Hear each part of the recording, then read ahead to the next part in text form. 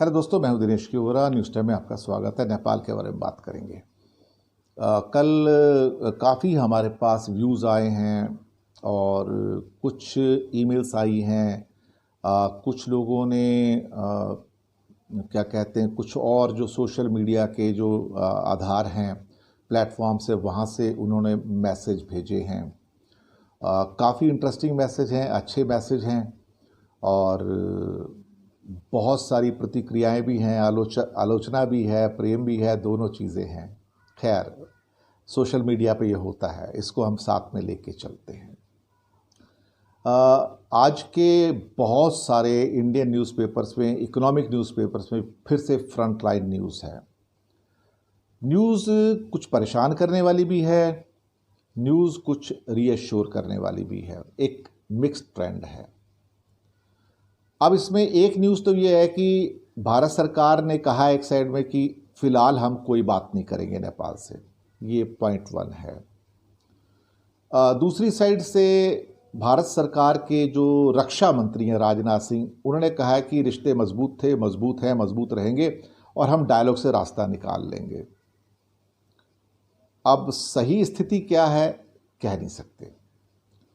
उसके बाद नेपाल की ओर से न्यूज़ है कि अब वहाँ पे जो उनकी इंडिया के बॉर्डर पे करीब करीब 100 सवा 100 चौकी थी, वो बढ़ाकर अब अभी 100 अभी तुरंत बढ़ाई जा रही हैं और अभी थोड़े महीनों में 500 चौकी हो जाएंगी उनकी सीमा प्रहरी बल की। खैर, ये एक है। सिचुएशन ऐसे लगता है कि जैसे फ्रीज़र में चली गई है और वहाँ पे शायद कोई अभी बात नहीं करना चाहता है। बात करना भी चाहते हैं तो हो नहीं पा रही है, जो भी हो कारण। इस मामले में हमारे पास, जो मैंने कहा कि बहुत व्यूअर्स के हमारे पास मैसेजेस भी आ रहे हैं अलग अलग प्लेटफॉर्म से। एक हमारे व्यूअर्स हैं किरण तामंग, उन्होंने मेरे पास एक वीडियो भेजा है जिसमें नेपाल के बारे में शायद कुछ ट्रेडर्स वगैरह थे या कुछ आम आदमी थे, तो काफ़ी एडवर्स कमेंट हैं उसमें। मैं वो एडवर्स कमेंट्स को दोहराना नहीं चाहूँगा, लेकिन मुझे खुद वो पसंद नहीं आए, क्योंकि जिस टोन के अंदर वो बात हो रही है वो मेरे ख्याल से एक सिविलाइज वर्ल्ड में नहीं होनी चाहिए। हम लोग एक सिविल टॉक करते हैं, सिविलाइज टॉक करते हैं, और सिविलाइज टॉक के अंदर ये चीज़ें उचित नहीं होती हैं। ये जो हमारे व्यूअर हैं, इनका नाम किरण तामंग है, जो नेपाल के वासी हैं। उन्होंने ये वीडियो भी मेरे पास भेजा था, मैंने नहीं देखा था। हालांकि बाकी बहुत सारे वीडियो सोशल मीडिया पे हैं नेपाल के बारे में, जो लोगों की प्रतिक्रियाएं हैं, जो पर्सनली मुझे पसंद नहीं आती। हमारा चैनल भी उनको पसंद नहीं करता है। वो गुड टेस्ट में भी नहीं है और कहीं ना कहीं से वो एक कटुता बढ़ाते हैं, कड़वाहट बढ़ाते हैं, वो ठीक नहीं है। और दूसरी बात, हमारा उद्देश्य कड़वाहट बढ़ाना नहीं, कड़वाहट को कम करना है। अब प्रश्न ये पैदा होता है कि यहाँ से जाएं कहाँ। हम तो एक न्यूज़ चैनल हैं, एक यूट्यूब पे ऊपर न्यूज़ जो है वो रिपोर्ट करते हैं। हमारी अपनी तो कोई ओपिनियन है नहीं।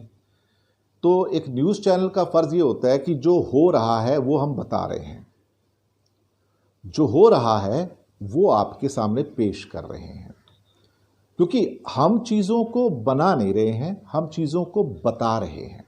ये दोनों फ़र्क होता है। ये तो वी जस्ट रिपोर्ट। जैसे कि नेपाल से अगर कोई डिसीजन आएगा पार्लियामेंट से, हम आपको बताएंगे। अभी बाकी जितनी जो डिसीजंस आते हैं नेपाल सरकार के द्वारा, वो भी हम आपको बताते हैं, लेकिन वो डिसीजंस के अंदर हमारा कोई पार्ट नहीं है। हम सिर्फ इन्फॉर्म करते हैं कि ये डिसीजंस उन्होंने लिए हैं।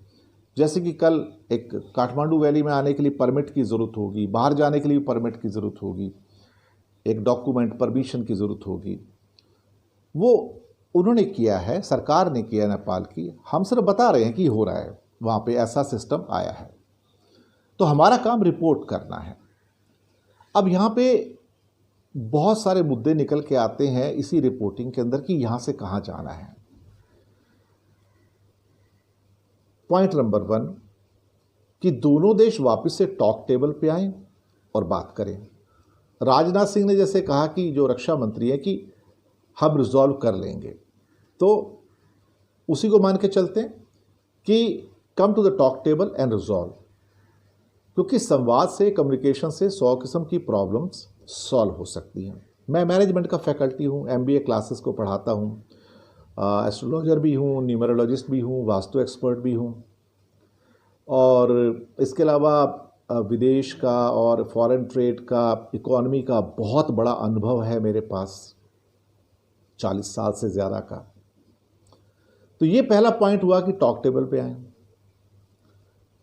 अगर टॉक टेबल पे नहीं आता है तो फिर टेंशन और इंक्रीज होगा, स्ट्रेस और ऊपर जाएगा, क्योंकि बात ना करने से, कम्युनिकेशन ना करने से, संवाद ना करने से टेंशन इंक्रीज ही होती है, क्योंकि फिर हम स्पेकुलेशन में चले जाते हैं। स्पेकुलेशन बहुत खतरनाक होते हैं। अगर हम टॉक नहीं करते हैं तो फिर एटलीस्ट हम बैठ के ये असेस कर लें कि हमारे फायदे और नुकसान क्या होंगे।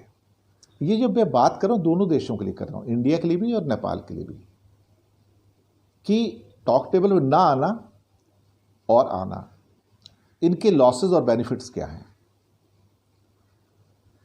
और उसके बाद think after all that will they be able to come back. अगर टॉक टेबल पर नहीं आते हैं, कड़वाहट बढ़ती है, तो फिर कितने दिनों में, कितने महीनों में, कितने सालों में वापस आएंगे? हैं तो पड़ोसी, जा तो नहीं सकते कहीं। अल्टीमेटली बातचीत से रास्ता सुलझाना पड़ेगा, फिर टेबल पे आना पड़ेगा, फिर बात करनी पड़ेगी। सारी जिंदगी तो ऐसा होता नहीं कि आप सारी खिड़कियां बंद कर दोगे, एक खिड़की तो खुली रखनी पड़ती है। तो फिर कितना टाइम लगेगा वापस आने में?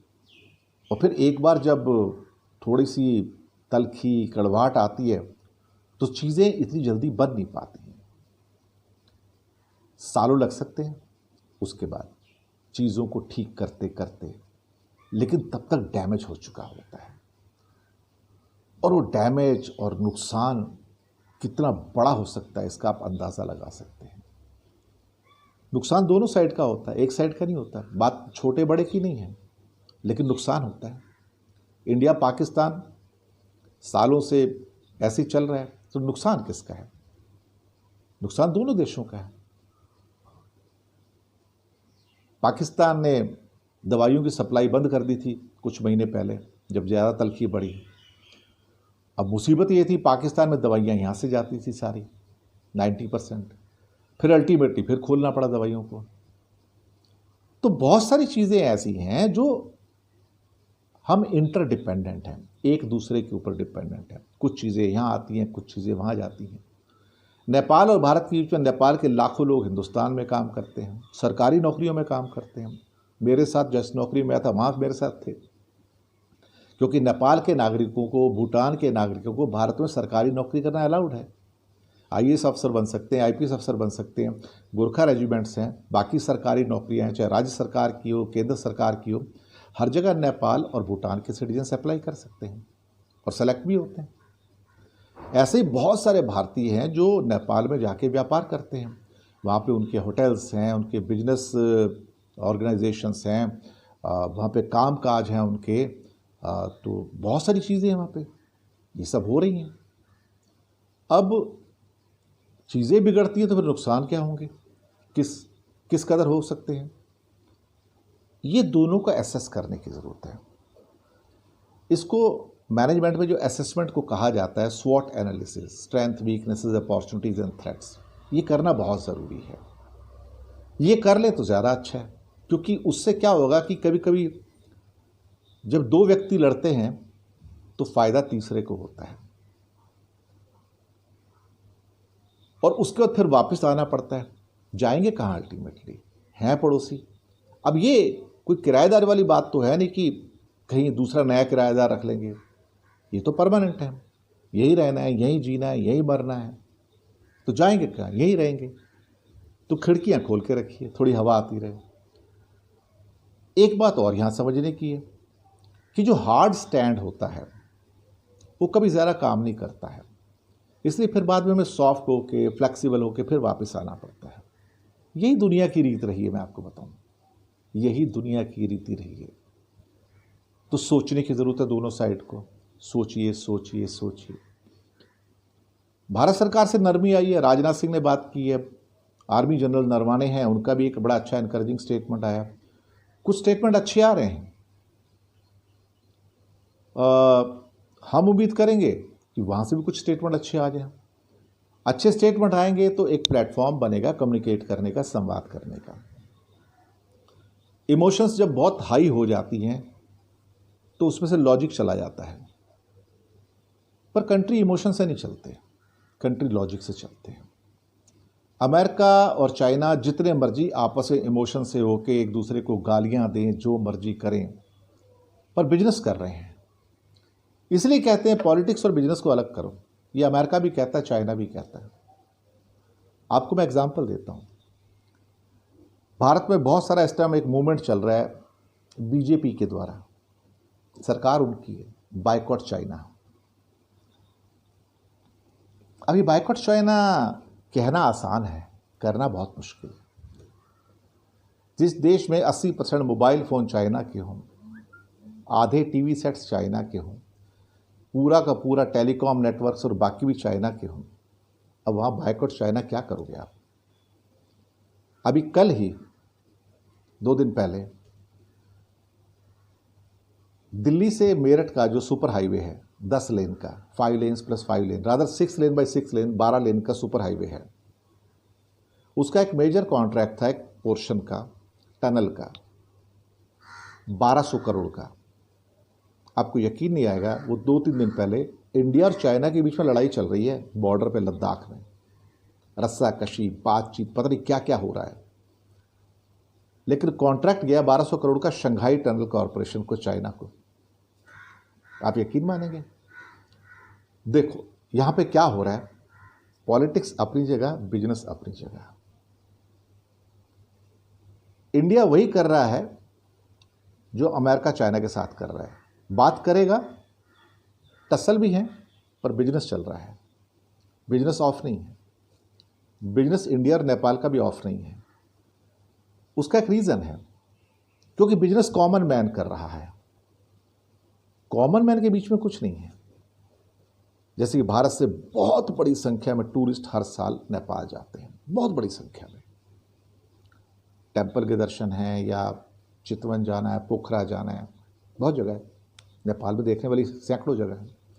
तो लाखों लोग जाते हैं, पैदल भी निकल जाते हैं, गाड़ियों से भी निकल जाते हैं, बस से भी निकल जाते हैं, फ्लाइट से भी निकल जाते हैं, सारे रास्ते हैं। पासपोर्ट तो लगता नहीं। तो बहुत बड़ी संख्या में लोग जाते हैं, अपना समझ के जाते हैं। तो इमोशंस को थोड़ा कंट्रोल करने की जरूरत होगी। इमोशंस से कंट्री नहीं चलते, लॉजिक से चलते हैं। इस मामले में मुझे बांग्लादेश का एग्जाम्पल अच्छा लगता है। बांग्लादेश लॉजिक को लेकर चलता है, बहुत ज़्यादा इमोशनल नहीं होता है। हालांकि बांग्लादेश के लोग भी इमोशनल हैं, ऐसी बात नहीं कि वहाँ के लोग इमोशनल नहीं हैं। जैसे इंडिया के लोग इमोशनल हैं, बांग्लादेश के, पूरे साउथ एशिया में, पाकिस्तान, नेपाल, सबके लोग इमोशनल हैं। पर जब सरकार होती है, सरकार इमोशनल नहीं होती। बांग्लादेश की सरकार इमोशनल नहीं हुए, लोग इमोशनल होंगे। भारत की सरकार इमोशनल नहीं होगी, लोग इमोशनल होंगे। नेपाल और पाकिस्तान की सरकार इमोशनल नहीं होगी, लोग इमोशनल होंगे।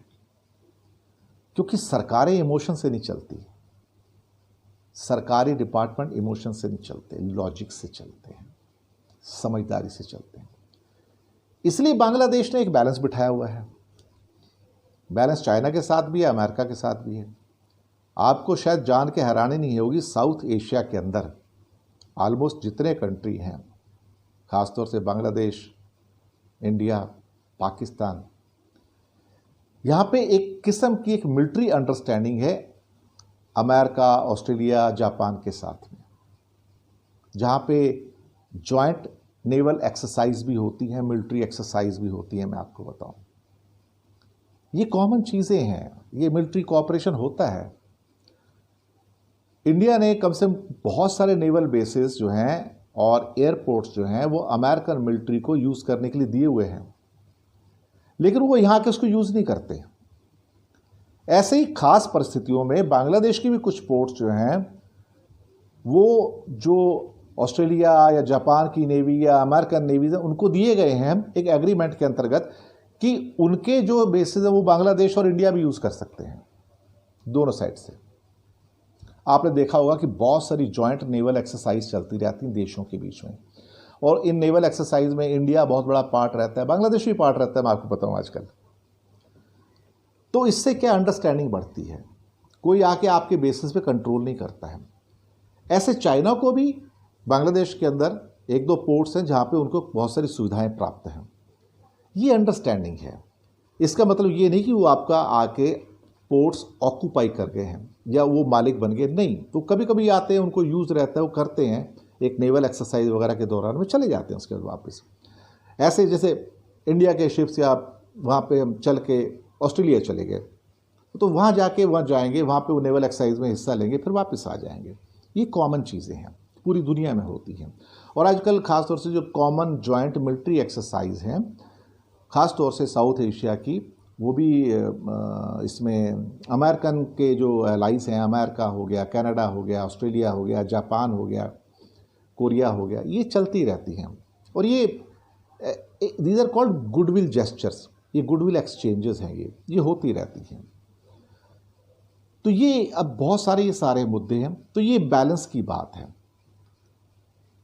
जब देशों के बीच संबंध होते हैं तो बैलेंस के ऊपर होते हैं, मर्यादा पे होते हैं, एक दूसरे की इज्जत और म्यूचुअलिटी पे होते हैं, विश्वास पे होते हैं, ट्रस्ट पे होते हैं। तो रास्ते हैं ये सारे जो मैंने काउंट करके बताए हैं। अब आगे क्या होता है बोल नहीं सकते। अल्टीमेटली मेरा काम न्यूज़ टाइम से रिपोर्ट करना है। जो न्यूज़पेपर में रिपोर्ट्स आ रही हैं दोनों साइड से, क्योंकि मैं बहुत सारे जो नेपाल की न्यूज़पेपर की वेबसाइट्स हूँ वो भी पढ़ता हूँ, बांग्लादेश की भी पढ़ता हूँ, पाकिस्तान की भी पढ़ता हूँ, इंडिया की तो पढ़ता ही हूँ खैर, और बीच में श्रीलंका की भी पढ़ लेता हूँ। तो मुझे बहुत सारी जानकारियाँ मिलती हैं इससे, भूटान की भी जानकारी मिलती है, म्यांमार की भी मिलती हैं। तो पता लगता है कि वहाँ पे क्या चल रहा है, तो हम उन चीज़ों को रिपोर्ट करते हैं। लेकिन जहाँ तक डिसीजन मेकिंग है तो वो तो वहाँ की पार्लियामेंट करेगी, या हिंदुस्तान की पार्लियामेंट करेगी, या बांग्लादेश और पाकिस्तान की पार्लियामेंट करेंगी। ये सब वहाँ पे डिसीजंस लिए जाते हैं। हम लोग डिसीजंस को इम्पैक्ट नहीं कर सकते। हम लोग यहाँ बैठ के सिर्फ एक व्यू दे सकते हैं, एक रिपोर्टिंग कर सकते हैं कि ऐसा हो सकता है। आगे का रास्ता क्या होगा, अब ये सरकारें डिपेंड करेंगी, सरकारों पर डिपेंड करता है कि आगे का रास्ता क्या होगा, वो क्या करना चाहती हैं। अब जैसे जैसे चीज़ें घटेंगी, घटनाएं घटेंगी, हम आपको रिपोर्ट करके बताते रहेंगे। यही हमारा उद्देश्य है, यही हमारा ऑब्जेक्टिव है। और बहुत सारे जो व्यूअर्स हैं जिन्होंने हमें बहुत अप्रिशिएट भी किया है, चाहे वो नेपाल से हों, बांग्लादेश से हों, पाकिस्तान से हों, भूटान से हों, तो उन सबका शुक्रिया। और इंडिया से तो जो है ही है, और जिन्होंने हमारी बहुत सारी आलोचना भी की है, उनका भी बहुत सारा शुक्रिया। तो देखते रहिए चैनल न्यूज़ टाइम, आपके लिए है। आप देखेंगे तो हम कामयाब होंगे और अच्छी साथ में प्रेजेंटेशन करेंगे, रिपोर्टिंग करेंगे। शुक्रिया आपका।